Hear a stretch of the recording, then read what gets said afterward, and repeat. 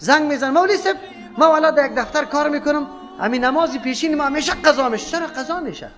در صورتی که نماز پیشین خواندن نمیتونی وظیفه را ترک کنی، سری تو حرام است وظیفه. یک حکم الله را که انجام دادن نمیتونی.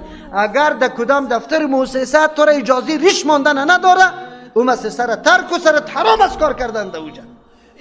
در صورتی که یک حکم الله را انجام دادن نمیتونی، با آزادی اوجا کار کردن برای تو نارواست.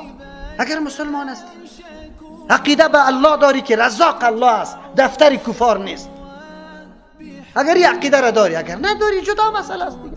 دوام نکن که من مسلمانی چون نیستم. دیگه چی میگن؟ دیگه چی میگن؟ والا مولوی صاحب من خو یک کمی کوتاهی خیلی زیاد دارم، خو یک چیزی باز خیرات هم میکنم. بله بیادرکم خیرات خو میکنه. نعوذ بالله یک آدم سود بخوره باز بعد از پیسه سود ده مردم ده فقیرات توزیع کنه.